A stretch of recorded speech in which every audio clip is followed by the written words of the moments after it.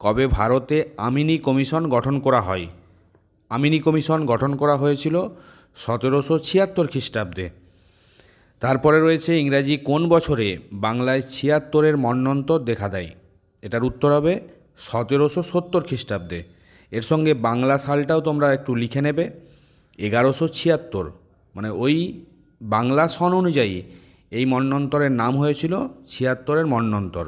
তাহলে ইংরাজি সালটা হচ্ছে 1770 আর বাংলা সালটা হচ্ছে 1176। তারপর আছে দেখো, ইজারাদারি ব্যবস্থা কবে চালু হয়? ইজারাদারি ব্যবস্থা চালু হয় 1772 খ্রিস্টাব্দে। এর সঙ্গে কে চালু করে এটাও মনে রাখবে, কে চালু করে? Warren Hastings.